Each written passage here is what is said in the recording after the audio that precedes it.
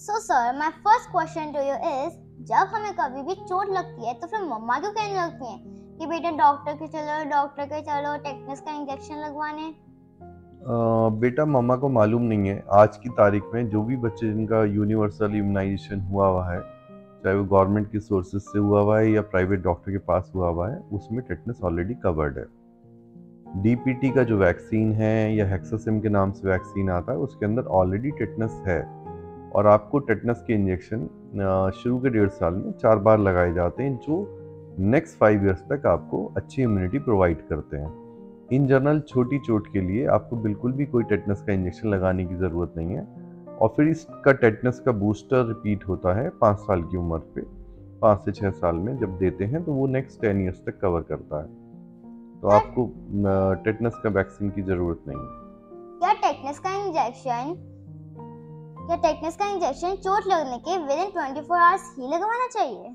परिधि, टेटनस का जो इंजेक्शन है जनरली अगर आपका इम्यूनाइजेशन स्टेटस अच्छा है, आपको वैक्सीन पूरे लगे हुए हैं, तो वैक्सीन की ज़रूरत नहीं, जैसे कि मैंने पहले बताया। अगर आपका इम्यूनाइजेशन स्टेटस क्लियर नहीं है, कोई डाउट है, तो जितना जल्दी हो सके टेटनस का वैक्सीन लगवाना चाहिए, प्रेफरेबली विदिन 24 आवर्स।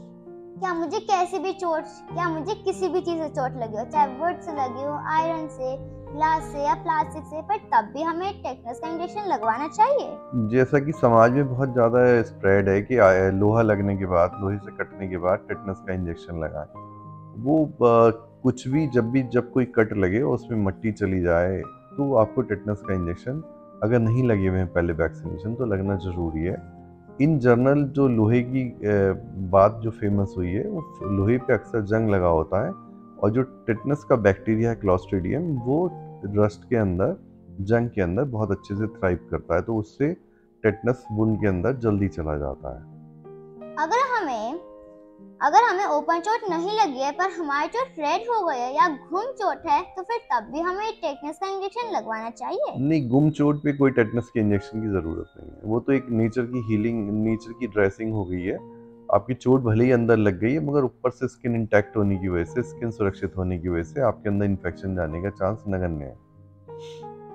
अगर हमें चोट लगी है और उसमें से ब्लड निकलने लगता है, तो फिर उसको रोकने के लिए हमें क्या करना चाहिए? उसको रोकने के लिए आइडियली तो पहले आपने जो भी केयर कर रहा है बच्चे की, अगर बहुत तेजी से खून नहीं निकला तो सबसे पहले वो अपने हाथ साफ करें, और अगर स्टरलाइज पैड है बाई चांस घर के अंदर तो स्टाइल ड्रेसिंग से उसे प्रेस कर दें, और वो नहीं है तो आप साफ कपड़ा लेके या साफ रुमाल लेके उससे प्रेस करें।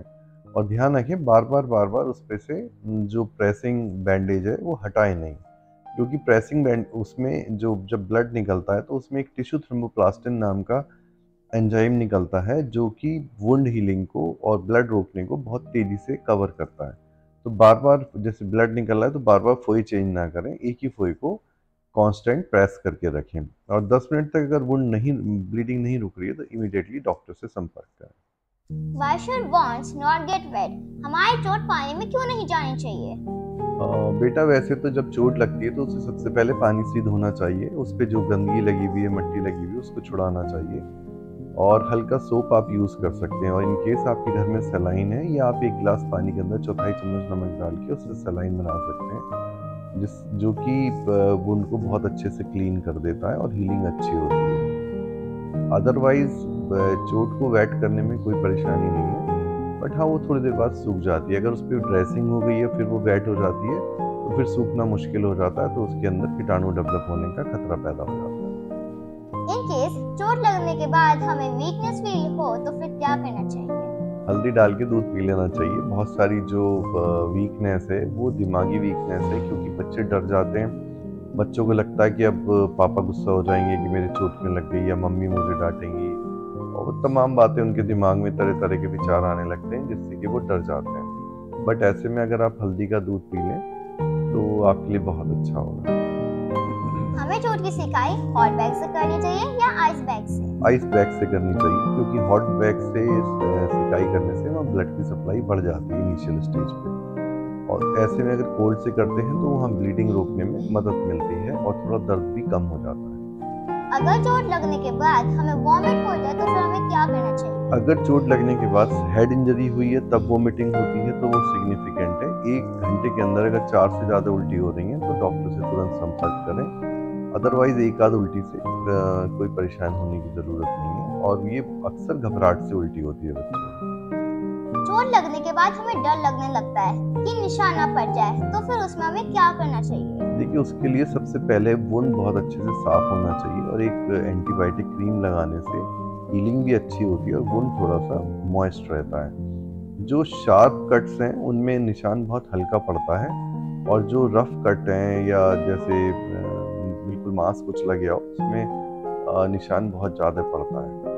और अगर आपका शार्प कट नहीं है तो आप प्लास्टिक सर्जन से जब उसे कराते हैं तो वो रफ एज जो है डिसेक्ट करके डबल लेयर के अंदर स्किन को सिल देते हैं, तो आपका कट का निशान बहुत कम पड़ता है। दूसरा फैक्टर ये है, जहाँ पे ब्लड सप्लाई बहुत ज़्यादा है जैसे फेस है, सिर है, तो वहाँ निशान बहुत हल्का पड़ता है।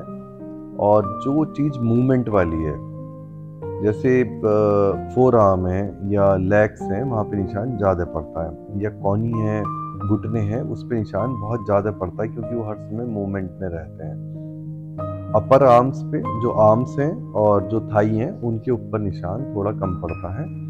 फेस पे सबसे कम पड़ता है क्योंकि वहाँ ब्लड सप्लाई बहुत ज़्यादा है। दूसरा, जितना इन्फेक्शन नहीं होगा उसमें उतना निशान कम पड़ेगा, उतनी जल्दी हीलिंग होगी और निशान कम पड़ेगा।